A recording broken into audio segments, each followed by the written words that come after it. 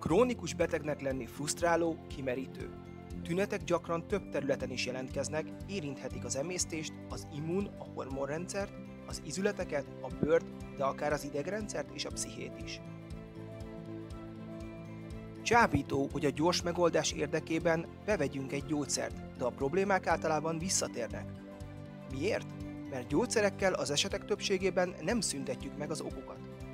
A Healways munkatársai alapos munkával tárják fel az ön egészségügyi problémáinak gyökereit, és tesznek javaslatokat, hogy az egészségében mélyreható változás jöhessen létre. Javaslataink a biológia és az orvostudomány általánosan elfogadott tudásán alapulnak. Személyre szabottak, tekintettel vannak az ön személyes preferenciáira, lehetőségeire is.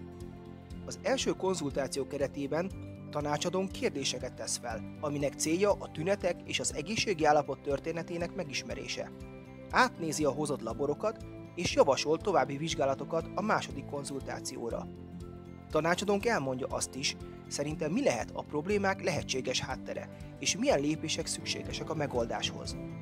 A második konzultáción a tünetek, a betegségtörténet és a laborvizsgálatok eredménye alapján kidolgozott protokollt beszéljük meg. Javaslataink a táplálkozás, a táplálékkiegészítés, a testmozgás, a cirkadián ritmus és egyéb életmódterületeket érintenek. Egy harmadik konzultációt 1 hónap után javaslunk, egy negyediket 3-6 hónap után.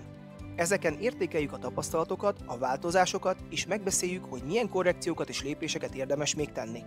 Javasoljuk a későbbiekben évente felkeresni minket, hogy átnézzük az aktuális étrendet, az életmódot és táplálékkiegészítést, és esetleg fennmaradó tünetek esetén egy-egy laborvizsgálatot kérjünk.